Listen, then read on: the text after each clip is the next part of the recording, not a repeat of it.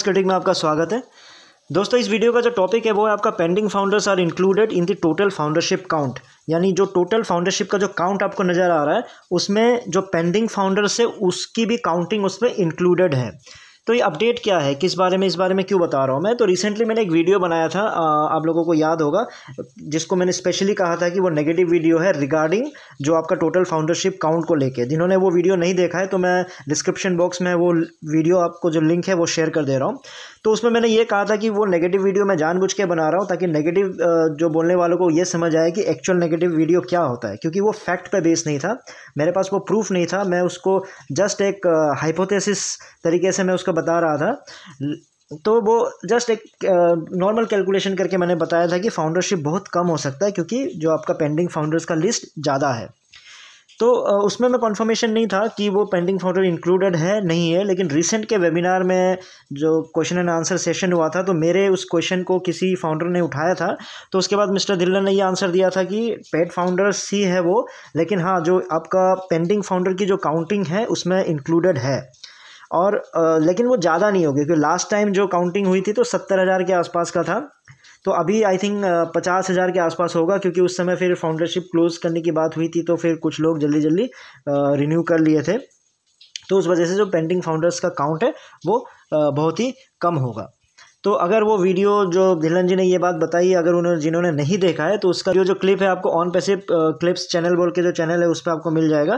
बाकी उसका जो लिंक है वो मैं डिस्क्रिप्शन बॉक्स में दे दे रहा हूँ। जस्ट वो पॉइंट क्या है, मतलब क्या बोलना चाह रहा हूँ कि मैं पहली बात तो ये बोलना चाह रहा हूँ कि मैंने जो वीडियो में बताया था जस्ट उसको नेगेटिव बोल के बनाया था, लेकिन वो बात तो सच हुई कि जो पेंडिंग फाउंडर है उसमें इंक्लूडेड है, क्योंकि बहुत फाउंडर्स मान नहीं रहे थे। वो ये बोल रहे थे कि सिर्फ पेड फाउंडर्स ही है उसमें, लेकिन धिल्लन जी ने इसकी क्लैरिफिकेशन दे दी है। तो फिर कंसर्न क्या है, मतलब अब क्या टेंशन क्या है इस चीज़ का।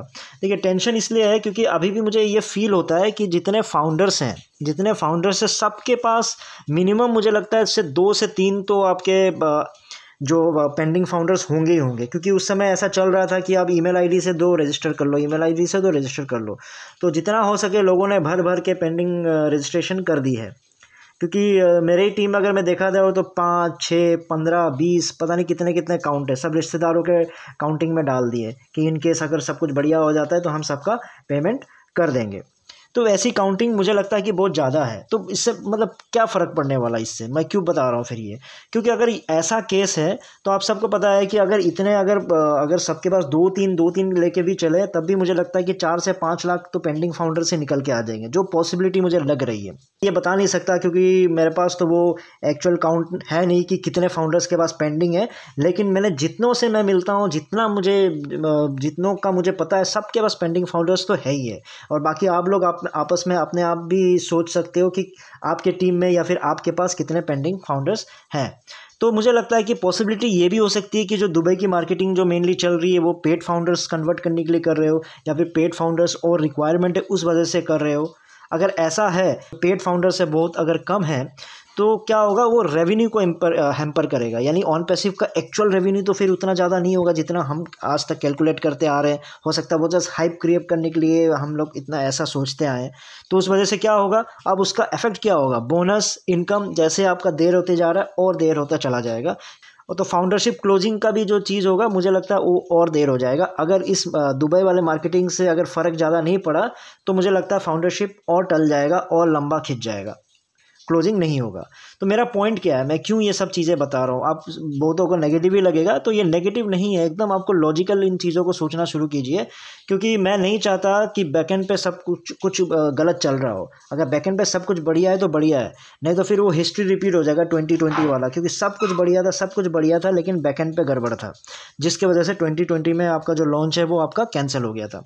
और इस रीजन को मैं क्यों हाईलाइट कर रहा हूँ बार बार, क्योंकि मेरे जानकार में ऐसे कितने लोग हैं जो 2-2 सालों से खाली बैठे हुए थे कि नहीं ऑन पैसिव अप करने वाला है कुछ, अगले महीने से मेरी इनकम शुरू हो जाएगी क्योंकि मैंने इतनी की टीम बना दी है। फिर हो सकता है 2 महीना 3 महीना करते करते 2 साल निकल गए। 2 साल के बाद अब जाके कोई इस साल की बात कर रहा हूँ 2022 की, अब जाके लोग जॉब ज्वाइन कर रहे हैं या फिर जॉब ढूंढ रहे हैं, क्योंकि अब वो नाउम्मीद हो चुके हैं। लेकिन अभी भी ऐसे बहुत सारे फाउंडर्स होंगे जो अभी भी उम्मीद में हैं। रिसेंट में हो सकता है कि 1-1.5 साल पहले ही ज्वाइन किया हो, क्योंकि अब हो क्या रहा है कि सबको हर बार उनके लाइफ में में जब से ऑन पैसिव जुड़ा होगा, मैं कंफर्मेशन के साथ ये कह सकता हूँ कि हर दूसरे तीसरे महीने ऑन पैसिव कुछ ना कुछ करने वाला था, जो अभी तक हुआ नहीं है। तो ऐसे ही खींचते खींचते मुझे लगता है कि हो सकता है कि उनका भी 2 साल 2.5 साल निकल जाए। तो लेट होए मुझे प्रॉब्लम नहीं है, बस मैं ये चाहता हूँ कि ऐश एक क्लियरिटी दे दे कि हाँ इतना डिले हो सकता है। क्योंकि अभी रिसेंट में जो पिछले साल जो फाउंडर्स जुड़े होंगे उनमें से भी बहुत सारे ऐसे होंगे जो इस उम्मीद में अभी बैठे होंगे कि अब होगा, तो इसलिए वो कोई एडिशनल इनकम की सोर्स में नहीं होंगे, क्योंकि उनको यही लग रहा है कि मैं ऑन पैसिव से ही सारा कमा लूँगा।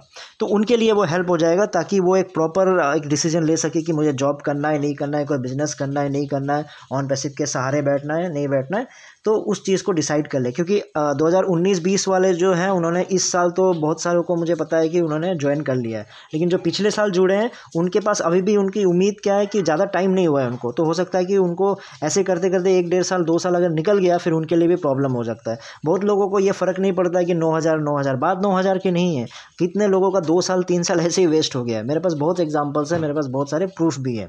चलिए कोई बात नहीं, मेरा मेन कंसर्न यही है, अगर बैकएंड में कुछ इशू है, आपको लगता है कि अगर और फर्दर डिले हो सकता है, क्लैरिटी के साथ दे दो, कोई बात नहीं, 2 साल ले लो, 3 साल ले लो, 5 साल ले लो, आईटी का काम है, आईटी कंपनी है, टाइम लगता है। बस लोगों का जो 2 से 3 साल इस तरह पिछला जो खराब हुआ, वैसा जो आने वाला 2 से 3 साल खराब किसी का नहीं होना चाहिए। यही मेरे इस वीडियो का पर्पज़ है। ठीक है दोस्तों, फिर इस वीडियो में इतना ही था। नए वीडियो में नए टॉपिक के साथ आऊँगा, तब तक के लिए टेक केयर, बाय बाय।